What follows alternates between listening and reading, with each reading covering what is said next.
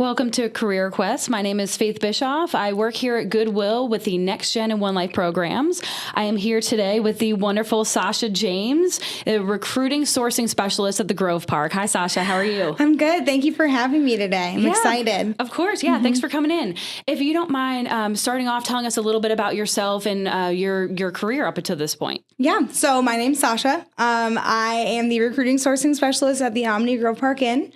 I've been in the hospitality career since I was about 14.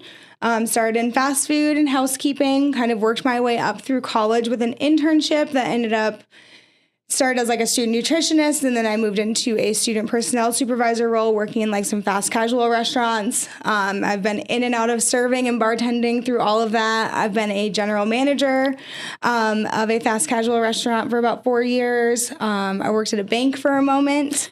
And then I moved down here about 4 years ago. I was serving and bartending downtown and at a corporate restaurant in South Asheville.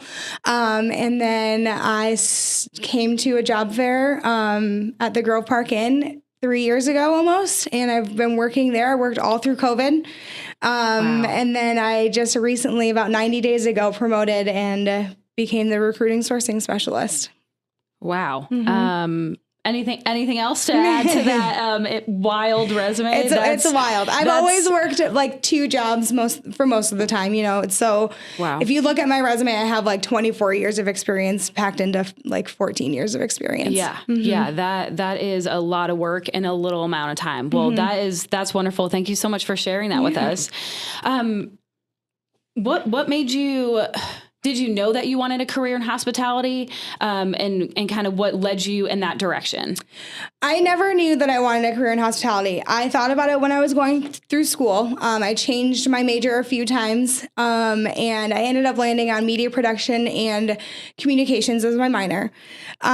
Through all of that, I was working in restaurants and running restaurants on campus. And kind of towards the end of my degree being finished, I thought about switching my major to hospitality management because I was like, why am I, ignoring this gut feeling? Like, why am I not doing this? And I had a supervisor at the time was like, just to finish a degree. He's like, it will help you if you go into hospitality management. It'll help you with your pay. Having that degree is never a bad thing. But just finish your degree. So then I kind of thought all along I might use my media production in the hospitality field with HR, doing like training and development videos. And that's kind of, I think, as I go through my career, I'm realizing the communications and media production part is there, but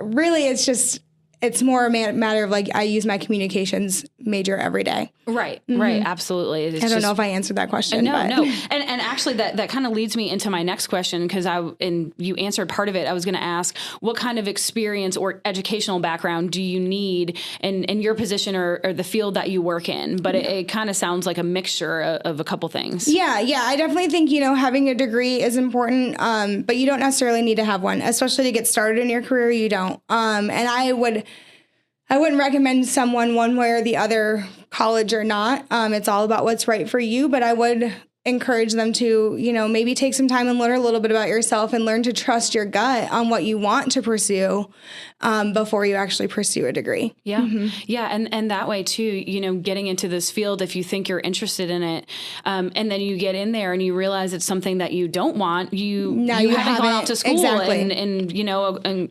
gotten in a bunch of debt and all that stuff. But I do think, like as far as like hospitality management and some of those like business classes, I think for me, I feel like in this role, it would have been beneficial to learn a little bit more of that, just to kind of tie in the financial side of it and learning a little bit more about being able to see the company from that bigger picture, how it all plays in together. So yeah, absolutely. What's one thing that you wish you had known getting into this industry?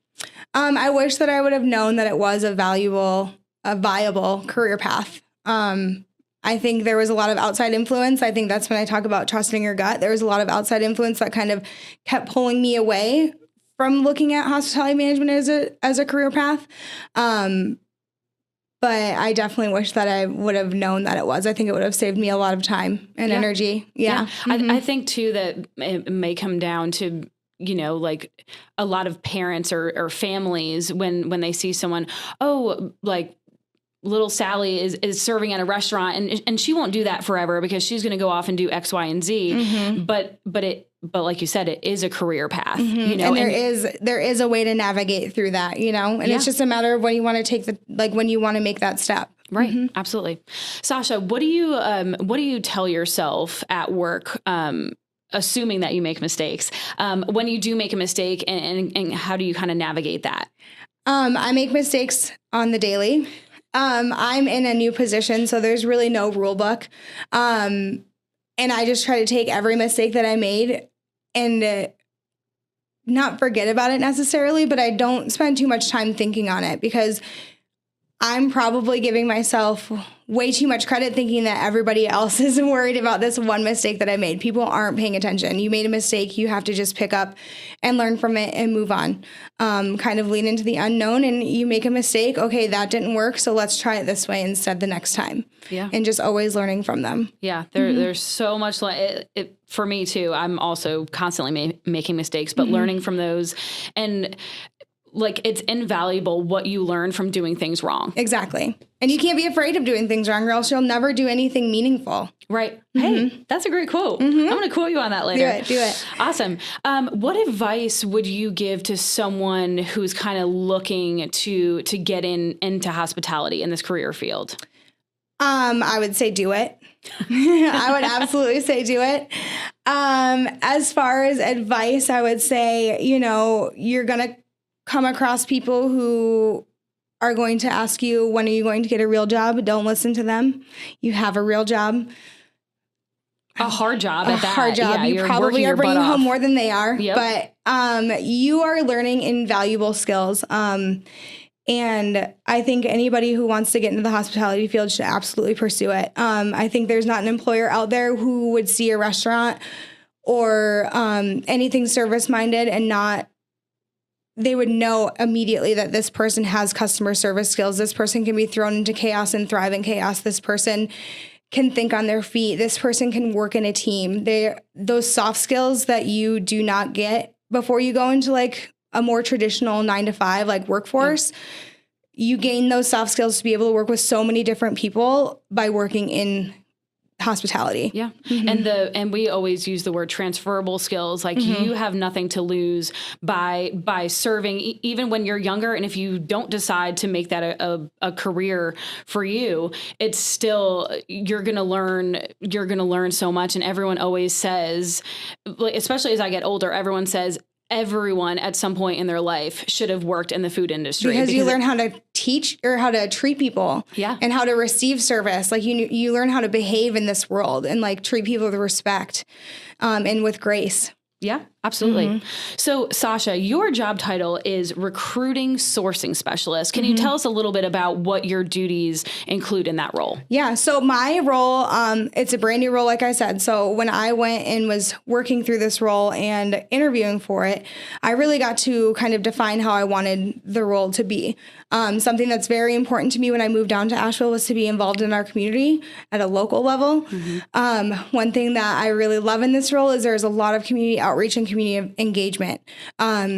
This role and working for Omni Grove Park Inn, it looks different for each hotel. They have different needs. There's different things that they're focusing on. For me, working with the Omni, it's more about getting out of the community and reminding them that we're here. There's so much competition in Asheville. There's so many new hotels going up. And we've been here for a long time. And I think sometimes people forget about us. So it's going out into our communities and creating these success stories and promoting our benefits and really helping people in the community realize that this place is just as accessible as the McDonald's down the road. And just a lot of outreach and promotion. And I hate to say it too, but I definitely forget that y'all are there. You know, you're kind of like in your own little nook back there. But I got to go on a tour actually with you of the Grove Park. And it is so beautiful out there, and it is super accessible, like you said. Yes. We're right on the bus line. You know, we provide you a bus pass. You can get right to work. We make it super easy. And I think too, once you get there and you realize there's people just like you and me working there, making it happen, you know, you realize we're all on the same level playing field. And to kind of piggyback off of that last question, what does a typical, if you have a typical workday kind of look like for you? I definitely don't have a typical workday. I attempt to. I always say on Mondays I'm going to do this. On Tuesdays I'm going to do this. On Wednesdays I'm going to do this. It usually comes in with me sitting down at my computer. I write myself a list of 5 things I want to accomplish that day, and I start with my email, and then I try to follow up with candidates in that first couple of hours. And then I usually have something on my calendar we're going to, whether it's, a community engagement market in lower income housing, or it's an interview like today. Yeah. But I usually just sit down and I start with 5 things I want to accomplish. And I know that as long as I get these 5 things done, these are my priority list. So in whatever way that I get pulled from a meeting with a different manager to a meeting with our corporate recruiting team to a meeting with HR or a different community event or a job fair, I know at least I got those 5 things done that are on my list and are important. And that's kind of the only way I keep it kind of together and moving forward. Yeah, because it can get pulled. lost. It can all get lost. Yeah, you're being pulled in so many different directions. So to kind of have those bullet points or those tasks to come back to. Yep. But it sounds like no day is the same for you. No. Awesome. Well, Sasha, thank you so much for your time. I know that you're a busy woman, but I look forward to talking with you again soon. Yeah, I'm really excited. Thank you so much for having me.